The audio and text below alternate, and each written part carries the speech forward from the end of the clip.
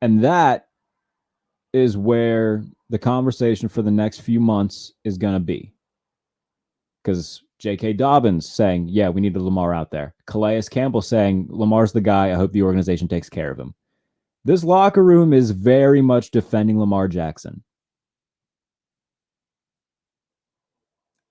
And it's going to be interesting to see what they decide to do. Because I know that Twitter is, blowing up saying, how can you not pay Lamar? I can see both sides of this. Because if you're Eric DeCosta, you're saying, okay, the last 2 years, you've missed the last month of the season, month and a half of the season. We've nosedived, and we're 1 year we don't even make the playoffs, and the next year we're one and done. Like, there has to be some sort of dependability from your quarterback position. If you're going to pay him all this money, is he going to be there when you need him most? And I'm not blaming Lamar for getting hurt. It's not his fault. But that is something that you have to take into consideration when a guy is asking for as much money, fully guaranteed, as Lamar wants. And that's something that DeCosta, Harbaugh, they're all going to take into consideration because remember, Lamar, and everybody knows Lamar doesn't have an agent. They are negotiating directly with Lamar. And I think that is going to be the biggest thing here, is because when you're negotiating with an agent, and the player is kind of the third party, weighing in from the outside, things can kind of stay.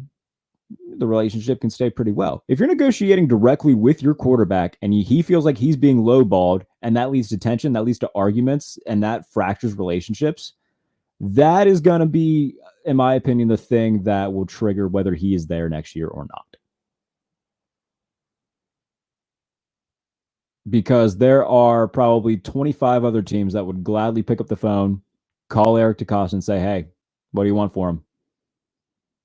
And by the way, let me address that too. Lamar Jackson's not going to walk as a free agent. They will tag him, and they will make a team give up a king's ransom to get him. He's not going to enter free agency. So let's get that out of the way first. Baltimore will not let him become a free agent. They will tag him, and he'll go to the highest bidder. But that is going to be the most interesting thing here, is how these negotiations go, how these tensions between DeCosta, Harbaugh, and Lamar, how this all plays out. And if it doesn't go well and he's like, you know what, to hell with this, get rid of me. I'm not doing this anymore. I'll go to a team that, values me. He posted something on his Instagram story about, take care of the people who take care of you. I can't remember exactly what it said, but it was something of that nature. Those things matter, especially when he's the one that you're directly negotiating with. And so it's going to be very, very interesting to see how those things get handled. Because there's two things that could happen. One, they come to a deal, Lamar's there for the next 5 years. Great. I think that's what Ravens fans want, obviously. But there's also another world where the aforementioned happens and he says, get rid of me. I'm not doing this anymore. Send me somewhere else. Then you're going to have teams like the New York Jets pick up the phone. Perhaps the Detroit Lions, which would be very, very fun. The team that intrigues me the most, though, in where Lamar Jackson could possibly be playing next year, though, is the Atlanta Falcons.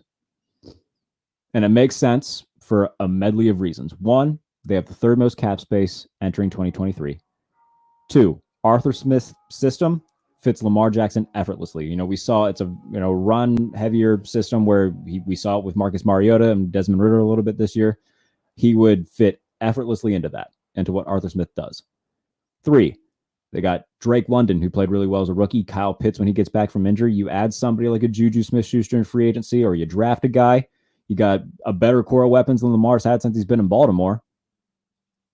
And if you can bring in somebody like a Tony Pollard, then we're really talking about a really fun offense for Atlanta. And 4, they were in on Deshaun Watson. They would absolutely be in on Lamar Jackson. And it makes sense for the Ravens too, because if they're going to trade him, no way in hell that they're going to want to trade him within the AFC. If Atlanta doesn't offer as much as a team like the Jets, but it's still a respectable deal. I can absolutely see Baltimore saying, you know what, it might not be as much as what the Jets are offering, but we don't want to play this guy in January. We'll send him to Atlanta. It makes so much sense for the Atlanta Falcons to be in. Everybody's going to say, oh, they drafted Desmond Ridder. You're going to tell me that the Falcons are going to be like, no, we got Desmond Ridder. We don't need Lamar Jackson. Come on now. It makes so much sense for the Atlanta Falcons. And plus, you get Lamar Jackson there, you immediately become a much more attractive destination for other free agents. And they've got a lot of money to spend this offseason. Over $80 million in free cap. Yeah. They will be looking to spend. And that's a team, like I said, he will fit very well into that offense. It will revolve around him. He will have a better core of weapons than he ever did in Baltimore. That is a team that I would keep my eye very closely on the Falcons. Drake London, Kyle Pitts, Tyler Algier had a pretty nice year. We've seen that Lamar Jackson doesn't necessarily need a star running back to be successful. I mean, they were rolling out Le'Veon Bell, Devontae Freeman, Gus Edwards, J.K. Dobbins. Like, J.K. Dobbins is a nice back, but the aforementioned three, I mean, they're nothing to write home about. Le'Veon Bell maybe in 2016, Devontae Foreman maybe in 2017. They're rolling out like the post-Tampa Bay, Kansas City versions of Le'Veon Bell and the post-Atlanta version of Devontae Freeman. And they still had success because of Lamar. And look, he isn't in the stratosphere of, the Allen, Mahomes, Herbert in terms of throwing the ball. He's become much more polished as a passer, though. And he's a pain in the butt to game plan against for obvious reasons because he can run. And, by the way, the NFC South, very much up in the air.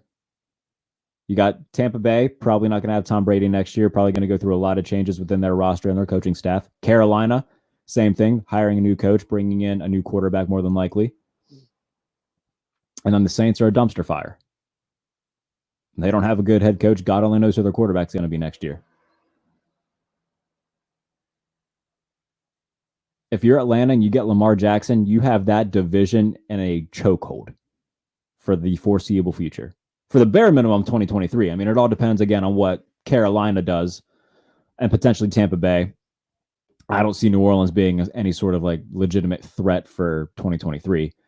But if you're Atlanta, yeah, 2023 is absolutely yours. The NFC South next year, you get Lamar Jackson, it is your division to lose.